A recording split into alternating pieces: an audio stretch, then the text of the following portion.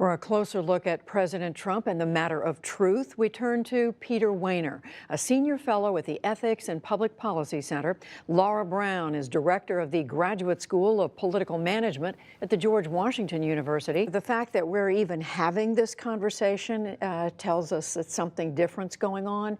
As we said, you worked in Bush White House at 41, 43. You worked for President Reagan. What is different? Well, what's different is that we don't have a run-of-the-mill liar in the White House. We have a pathological liar. This is a man who lies on personal matters and political matters, domestic and international.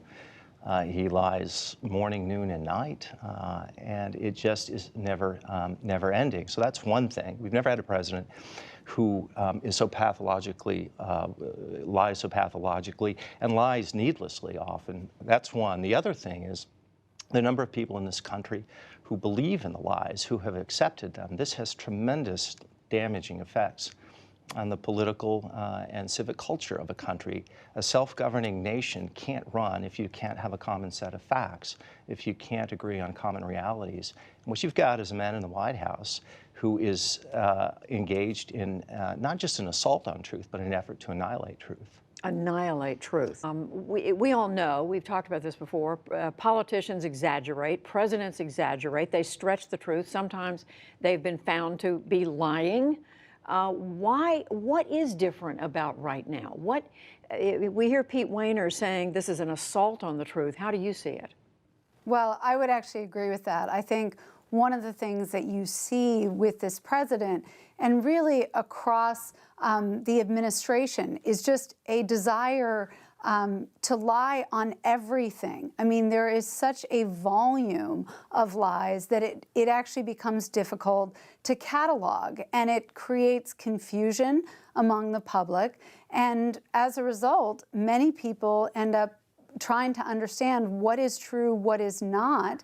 And that whole conversation about what is truth is precisely what allows his base to continue to support him and to believe his version of reality and not the news media's actual version of reality. As we look back over the year and a half of the president in office, are there moments, are there statements of where something wasn't borne out by evidence that you think in particular stand out?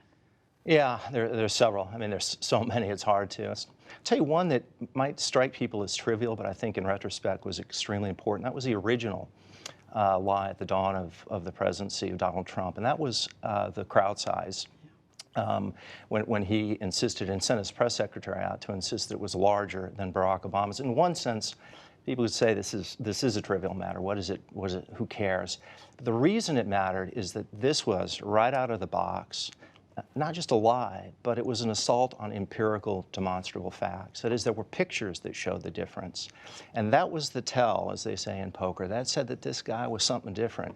He was going to go after truth in a way, and it's been a sustained, relentless assault on truth.